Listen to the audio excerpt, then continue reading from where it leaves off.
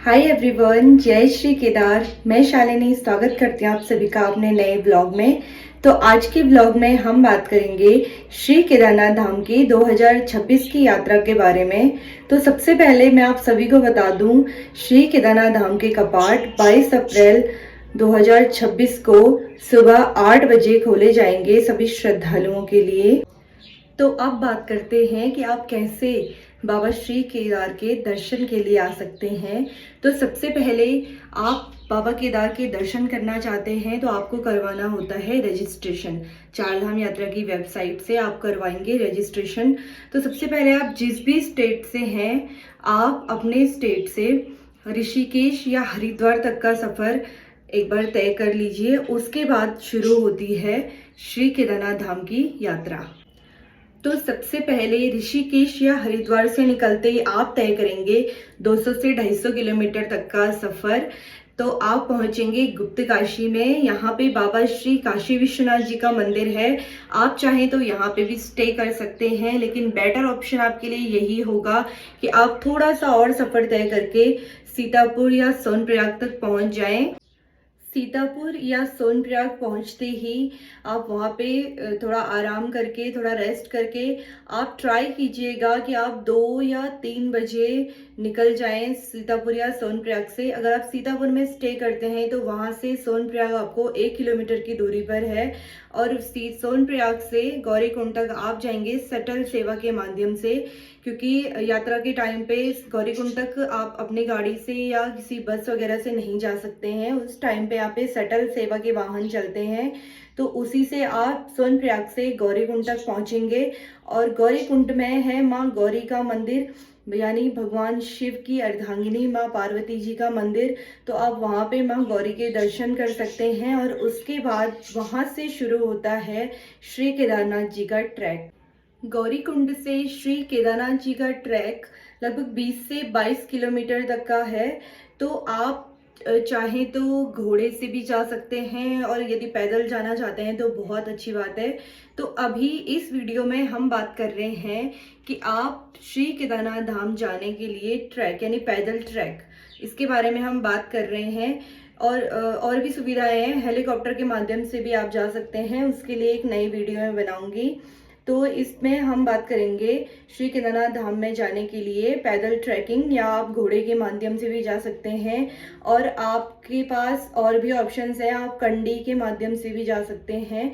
लेकिन better option ये है कि आप लोग थोड़ा सा मेहनत करके पैदल जाएं। गौरीकुंड से ट्रैक करके आप पहुंचते हैं बाबा श्री केदारनाथ जी के धाम में। तो वहाँ पे आप अपने बजट के अकॉर्डिंग होटल के रूम्स या वहाँ पे टेंट की सुविधाएं भी हो सकती हैं। तो आप अपने बजट के अकॉर्डिंग अपने लिए कुछ भी चूज़ कर सकते हैं। फिर वहाँ से आप बाबा केदार के गर्भगृह के दर्शन के लिए, यानी बाबा केदार के शिवलिंग की पूजा के लिए आप ट्राई कीजिएगा कि आप 2 या 3 और मैक्सिमम 4 बजे आप लाइन में लग जाएं मंदिर के दर्शन के लिए, क्योंकि मंदिर के दर्शन सुबह 5 बजे से और दिन के 12-1 बजे तक ही गर्भगृह के दर्शन होते हैं। और अगर आप शाम को दर्शन करना चाहते हैं तो आपको सिर्फ श्रृंगार दर्शन ही होंगे, मतलब जिस टाइम बाबा केदार की आरती होती है उस टाइम के दर्शन आप कर सकते हैं। और अगर आपको अंदर जाना है, भगवान जी के गर्भगृह के अंदर आपको दर्शन करने हैं, तो वहाँ के लिए आपको 4 बजे लाइन में लगना है, और उसके बाद जाके आपको 5, 6 या 7 बजे आपको दर्शन होंगे बाबा केदार के। बाबा श्री केदारनाथ जी के दर्शन के बाद एक छोटा सा ट्रैक और है, 10 से 15 मिनट का, या ज़्यादा से ज़्यादा 1 से 1.5 किलोमीटर का ट्रैक और है। वो है बाबा श्री भैरवनाथ जी का। तो वहाँ का ट्रैक करना भी बहुत ज़रूरी है, क्योंकि मान्यताओं के अनुसार माना जाता है कि अगर आपने बाबा श्री केदार के दर्शन के बाद बाबा श्री भैरवनाथ जी के दर्शन नहीं किए, तो लोग बोलते हैं वैसे, बट वो आपकी मनोकामनाएं पूरी नहीं हो पाती हैं, क्योंकि भगवान श्री भैरवनाथ जी श्री केदारनाथ जी के रक्षक के रूप में वहाँ पे रहते हैं। तो मान्यताओं के अनुसार बाबा श्री भैरवनाथ जी का मंदिर में दर्शन करना भी अनिवार्य होता है। तो आप एक छोटा सा और 10 से 15 मिनट का ट्रैक और है, वहाँ से आप बाबा श्री भैरवनाथ जी के दर्शन भी कर सकते हैं वहाँ पे। भगवान श्री भैरवनाथ जी के दर्शन के बाद अगर आपके पास टाइम है, यानी सुबह का टाइम है, तो आप वहाँ से वापस गौरीकुंड के लिए निकल सकते हैं।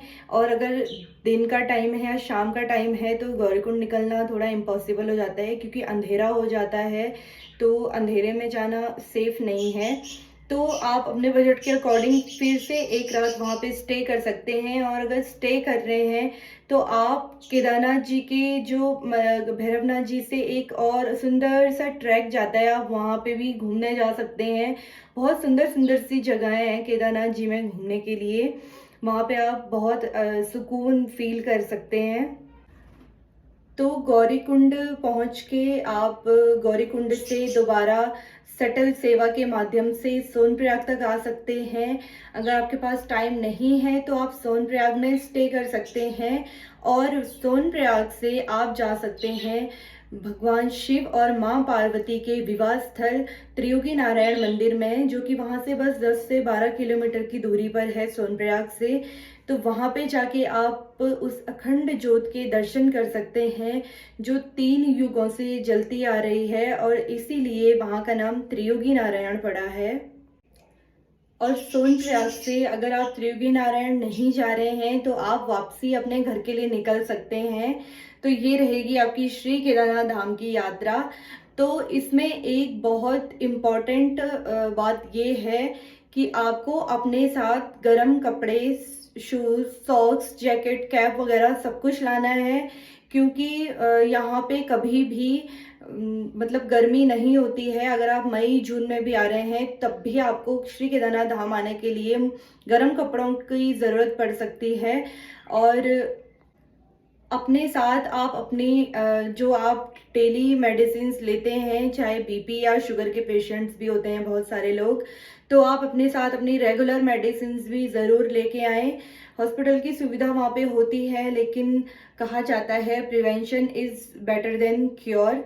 तो ये है बाबा श्री केदारनाथ धाम जाने की पैदल यात्रा के बारे में एक छोटा सा वीडियो मैंने बनाया है। आई होप आपको वीडियो पसंद आए। वीडियो को लाइक करें, कमेंट करें, ज़्यादा से ज़्यादा शेयर करें, और चैनल को सब्सक्राइब करना ना भूलें। Thank you. जय श्री केदार।